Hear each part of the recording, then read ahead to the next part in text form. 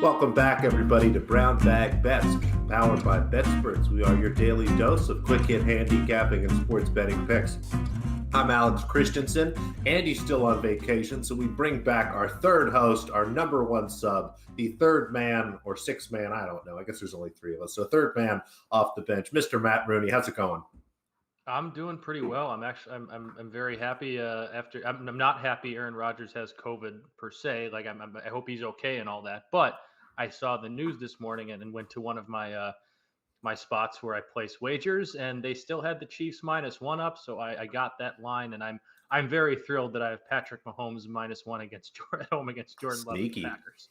Good morning for me. How about yourself? Well, it's also good, right? Because you're a Bears fan. Anything bad that happens to the Packers is good. It's, I don't want, you're not going to get me to say that much, but I don't like the Green Bay Packers. I'm a diehard Bears fan. And yes, I don't like when good things happen to them. Let's say that. The NBA was still pretty good. I continue. It's the sound of me knocking on wood, my little win streak here during the middle of the season. Now, I did bet all your hockey stuff. I didn't have a chance to go back and look. How did hockey go? Did we hit our parlay? The parlay did not hit. My 1.5 picks went 1-1. I was actually pretty okay with the performance of the Wild. The Wild won 5-4, but they outshot the Senators something like 40-22 or something like that. The Flames actually lost in overtime, but they outshot Nashville like 45-23. So while necessarily the results weren't there, I was okay. I mean, you outshoot your opponent 2-1 and you lose. Sometimes you just have to tip your cap to the other team and the other goalie, and that's just hockey luck. But 1-1 with my plus picks, and then the parlay picks did not hit. The Red Wings one was never close, but that's what you get sometimes when you take an alt line plus 320. That's not going to hit all that often. Now, was there anything else going on last night? I know the Tuesdays are usually pretty quiet in sports. I don't. Is there anything else that we had to cover here before we jump into today? No, Dan was pretty silent chats last night, so I'm assuming that meant he wasn't paying attention to sports or anything. So I can't imagine too much went on. But Daniel, congratulations! Your team. Let's give him a quick round of applause here. Producer Dan and our one of our bosses, Austin. Their Braves are World Series champions, and I hit my Braves future. How about that? I hit my series. Palika gave out the Braves. Producer Dan, big Braves fan. Andy somewhere counting his Braves money. I think I've got some Brave stuff out there somewhere. It is a little bit of the bummer that the Braves won the World Series. And you go to ESPN.com, you click on it, and it says Aaron Rodgers. You scroll down, and there's some college football stuff. And tucked over there to the right, the Braves are world champions. So even last night, I wasn't watching at the very beginning. I was I had the end of end of an episode of Succession, that TV show. But I went to ESPN.com to see at 7:15 or whatever to see the score, and it's the top news, breaking news. CFP releases top 4, rankings, and then you have to scroll down to see that the Braves are, 0-0, and Max Fried just got himself out of a first inning jam. I thought that was a little bit interesting that you didn't have the World Series deciding game potentially as your leading story, but it's okay. I did watch a little bit of the game, now that I'm being honest. It was a fun watch. It was a lot like the games we've seen in the series, a bunch of runs. Baseball is more fun when they're scoring runs. A lot could be said about how they used to do that, and who knows, I'm sure we'll hear years later about some sort of other nonsense, but it was just fun to watch two teams score runs. The Braves come up, they score 3. The Astros kind of put a little pressure on the next few innings or two, but it did seem pretty comfortable. The Braves got back into, I think, focusing on hitting as opposed to trying to hit home runs, something I think we talked about a little bit between the three of us pre-show. So it was a pretty fun series, a fun postseason overall. And my favorite thing, Matt, no more baseball. I'm a little bit sad that we don't have any more baseball. I'm looking forward to March when my White Sox come back around. But hey, we won both of the bets we gave out on this show yesterday, so I take that as a win for us as well. We gave out the Braves team total over. We gave out the Braves money line. That's a win for Brown Bag Bets and for Dan and for the Braves. It's good with me. We love it. The Braves, kudos to all of our friends that had Solaire bets. I don't think we gave that out, but a bunch of people had those. But enough of that, enough baseball. Let's move on to something I do like, the National Basketball Association. Big night tonight. It's Wednesday, so no TNT nonsense. We've got a slate jam-packed full of games. 3 looks for me right now. There's a couple other that I was kind of pondering, and we'll talk about another one of those when we get to our prize picks entry in just a minute. But we'll start with the Blazers team. That's right. We got to have a tease, kids. That's professionalism. Blazers team total under. Much has been said by me and now other people, and it seems to continue to pile up here. But the Blazers just not really kind of seeming to have it this year. No matter what you think about Dame Lillard, he's not putting up numbers in the consistent way that he used to. CJ McCollum has struggled. The whole team has struggled. And again, whether it be their attentions be elsewhere as Dame might possibly be considering a trade, or the fact that Chauncey Billups in his first year coaching is not what you want to bring into a team full of veterans that have been together for 3 to 4 years. That's just too much cohesiveness for a first-year coach, I think, to go in and kind of unravel and work with. Either way, the returns have been very poor in Portland. They go into Cleveland tonight. I did think about backing Cleveland here on the spread, but just the number wasn't as big as I wanted it to be. It's right around 5.5 or 6, I believe. So instead, I'm looking at a Blazers team total under here, 110.5. It's a number that the Blazers have struggled to go over. You go back and look at Cleveland particularly. Been a solid defensive team. They played a very slow pace. I like the matchup here. Again, Cleveland being at home where they generally play much better.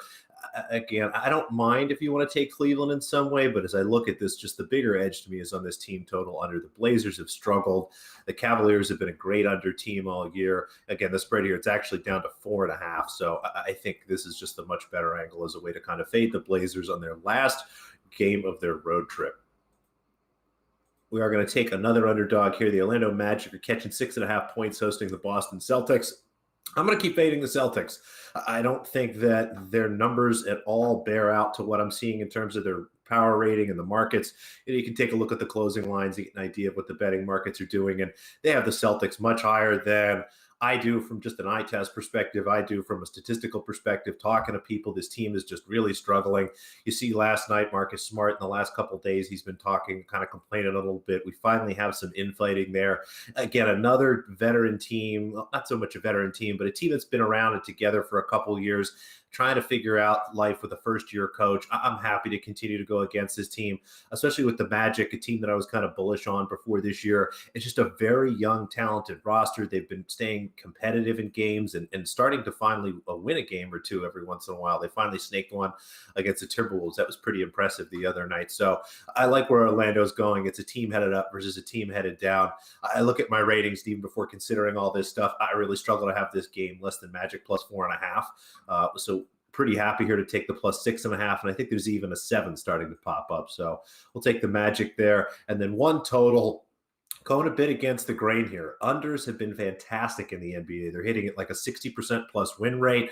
The numbers are starting to correct. You've just seen sort of a combination of a flurry of the change in foul rules, leading to less free throws, less possessions, teams sort of struggling at the beginning of the year. And then you kind of have all this piling up on top of the fact that with fans are in, you have lower shooting percentages. We're starting to see more injuries. I think these things have kind of balanced out, and it's time to finally start to take some overs, specifically for certain teams. The Knicks and the Pacers have been fantastic teams this year scoring the ball. I look at this matchup. I think that, despite what you kind of know Tom Thibodeau teams to be, this should be a pretty quickly paced game. There's a lot of matchups for either team that I like. Julius Randle should put up a lot of points tonight. Domantas Sabonis, I think, is going to have a good night. Evan Fournier and some of the Knicks guards, if you want to try to pick a couple of those for, say, DFS or something like that, would be a great look. It should be an up and down game. There should be a bunch of threes put up here. I just think we're going to see points in bunches in here. I have this total at about 223, almost 224. So happy to grab over 217. So a team total, and a spread, Matt. First off, whenever I see Knicks and over, I get a little bit surprised because I'm just so used to the Tom Thibodeau teams. It's a brand new year. If you have that as low, or you have your total with your numbers as high as it is, 217 seems like value. I'm a little bit surprised you didn't have a Bulls Sixers play on there, given we got the Chicago Philadelphia connection here, 6-1 versus 5-2. You got anything? If you can guarantee me who's going to play, yeah, sure, I'll give you a bet if you can tell me who's actually going to be on the floor. Fair enough. I think it should be a fun game, pretty competitive. There is, Joel Embiid, if he plays, should do very well against Vucevic. Although He should. Vucevic at the same time can kind of make him work a little bit. That'll be a fun matchup. The Bulls guards kind of overwhelm some of the Sixers guards. I know we're going to be without Tobias Harris, which is really my concern there. So I actually lean towards the Bulls. I think they have a chance, especially if Embiid's kind of 50-50. Maybe take some Bulls now or take some Sixers now. If Embiid's out, take some Bulls later kind of thing. But I think overall it's a good spot for your Bulls to take down the Sixers. I'll probably sprinkle a little bit on there. I saw the money line about plus 110, plus 115 someplace. I'll probably have my money there.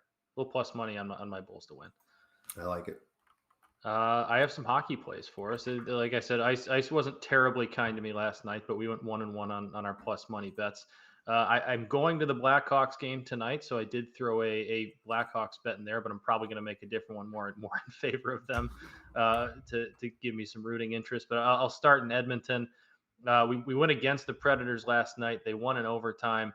They were outplayed against a pretty fast, tough Flames team, and that was a tough game for them, playing the extra few minutes in overtime. I'm going to take the fresh Edmonton Oilers, laying the 1.5 at home. Team scores a whole lot. Nashville does not score a whole lot. They do play good defense, have pretty decent goaltending, but tonight is probably on a back-to-back with some travel. You're going to see a backup goaltender in there who I believe only has played in one game this year, had one start this year. So I feel confident laying the 1.5 with a team with as much offensive firepower as the Oilers have. They've also played a little bit better defense this year than they have in years past. It's kind of been their Achilles heel. They've looked better on the defensive end. So I like laying the 1.5 there. I think that was also at plus 120-ish. I can't remember off the top of my head, but it was plus money, so I'm comfortable with that there.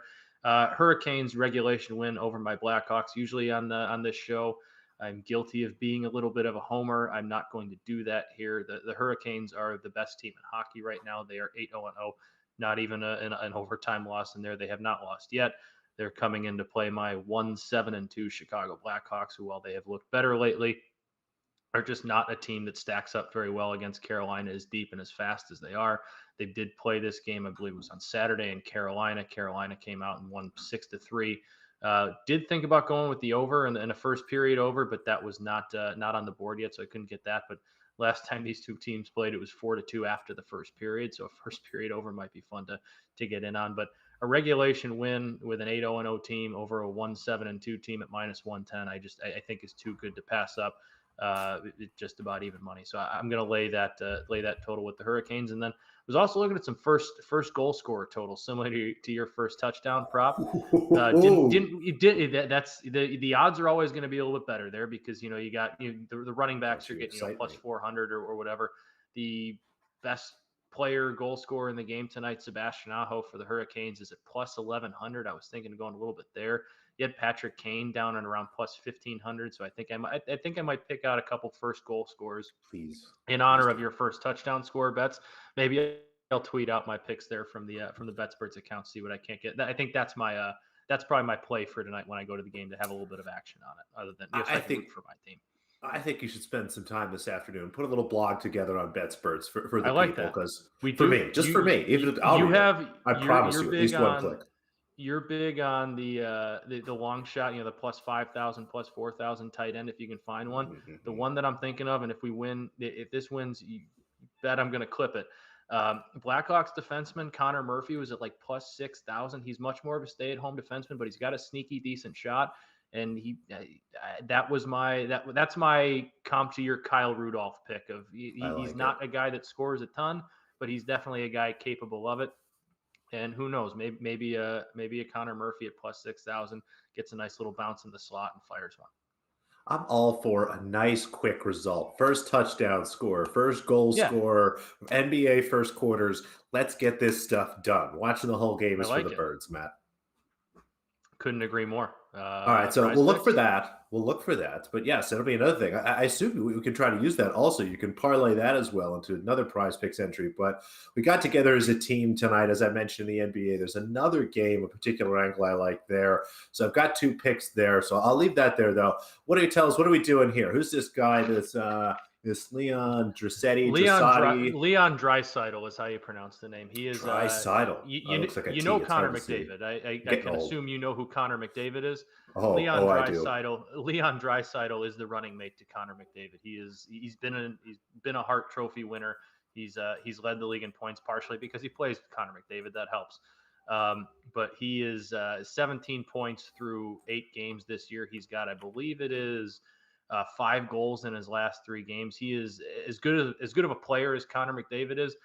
Draisaitl is more of the pure goal scorer, so I'm going to take his goal total. If I think the Oilers are going to score a few times tonight and cover that 1.5, I feel comfortable putting Leon Draisaitl's over half a goal total into a PrizePicks entries. In between him and McDavid, it's really most of my hockey plays this year when the Oilers are playing are going to include over on the goal total between one of those two. Hopefully, I picked right tonight with Draisaitl. I like that quite a bit. All right, so Mr. Draisaitl, I just learned something there. It's nice to always learn something. Another hockey player in my arsenal of hockey players. I think I've just increased that about. Remember 10 that to 15%. one. That's in the arsenal for when that comes up and when the Oilers come up in conversation. You can say McDavid and Draisaitl. Who can beat him? So the NBA bet I haven't made yet, but I keep circling around. And part of it is I did so bad with Nets totals last year in general. And the other part of it is I'm waiting to see what happens with John Collins tonight. But the Nets are playing the Hawks. It should be a really fantastic game. The matchup is really interesting. There's a lot of different ways these teams can push back and forth on each other. But if John Collins is out, he really is one of, if not the most important pieces to that Atlanta defense when it's all working together. His ability to guard multiple positions, he would be the primary Kevin Durant defender at this point. If he's off the floor, there's a couple things that really fit in nicely. And even if he does play, I like a couple of these angles. I think that you look at Clint Capella, he's averaging over 15 rebounds a game. They've got him at 12.5 here. The Nets are been playing Claxton more often. He's a little bit more of a traditional center, but not really anybody on that team that I see really competing for him on the offensive glass. So I think he's going to pick up, 3, 4, if not 5 boards there on that end. He should get his normal, 8 or 9 defensive rebounds, and we're looking at over 12.5 pretty comfortably. If John Collins is out, this will be a player prop, honestly, that I'll try to look maybe for some like alts on, see if I can get him for like 20 plus rebounds, something like that. It's just a perfect spot for him, A, to pick up the usage, and B, to have the opportunity to clean the glass, given the other guys that are out there on the floor. And Trae Young, over 2 3-pointers. I have him closer to 2.5, almost 3 3-pointers, and kind of my older 3-point model I've been dusting off this season. Just a bunch of opportunities again for him tonight. The Nets just really lack a dynamic guard defender. Bruce Brown does a nice job as a team. They have a lot of length, so they can create a lot of trouble. They've been playing very nicely together. Steve Nash and the team there have done a good job of teaching them how to rotate, teaching them how to use their overall length in general. But I think Trae Young's going to get a lot of 3-pointers up tonight, and I think that they should fall. So we've got 2 there, and I had to ask you, Matt, to look this up. Do you know what happens if that pushes? I don't know off the top of my head. I don't think I've had that happen to me before. I believe it is just a case of that. Then your play becomes similar to a parlay when you're playing on FanDuel or whatever. That play just cancels out in the 2 that.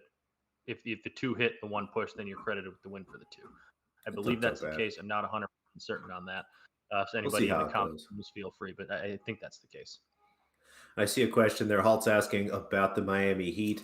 They sure do look like the best team in the East right now, but you got to remember it's a long season. At some point, Kyrie Irving is going to come back and play basketball for these Brooklyn Nets. So I don't mind some Heat optimism. I don't mind having them, ranked as probably your best team night to night from a regular season perspective, but it's November, folks. The NBA season doesn't really even start until Christmas. So quite some time left, although the Heat look great, and I certainly can support backing them every chance you get for the next couple of weeks. I'm with you. I'll take your word for it. Speaking of taking my word, it's time to talk about some tennis. Now it's your opportunity, really take Matt, your word on this to learn about some stuff. So we've got a younger American here again. As I've mentioned, the women are kind of all over the place, just some smaller events. These are available. The first one here is just about everywhere. The second one's about half of everywhere. But we've got this WTA, the 125K or challenger level, again, kind of AAA women's tennis, if you will. Robin Anderson, a really nice player, a younger player, sort of makes her bones at this level. I'm not sure if she is ever going to take kind of the next step up to, become somebody that is a WTA level player, but really does well indoors, really does well in these hardcore tournaments here, is playing Katarzyna Kawa, someone who has played at a higher level this year, has certainly had some ups and downs and some very high ups this year, but overall is not as comfortable in these situations. It prefers slower surface, likes to be outdoors here. I have Robin Anderson, a 3-game, almost 3.5-game favorite here. If you poke around, you can find some -2s. The money lines are around -145. I have that at -160. So -145 is okay, but I like the 2 games here much better. Again, in general, it's better to sell. And I think in this particular matchup, if Anderson wins, she's going to cover this number pretty comfortably. And a bit I talked about yesterday, a smaller tournament in France. So, we've got AAA women's tennis there. This is AA women's tennis, if you will. Dodan here playing indoors again, a great situation for her and her fellow countrywoman Chloe Paquette. Should be a fun match for the local French crowd. They generally show up and are supportive of these matches, so it'll be a pretty good atmosphere. This one will start shortly after we finish the show. Talked about this yesterday. Go ahead and look for Dodan, -2, -2.5 games there. So a couple tennis picks for you this afternoon. And how about the MACtion?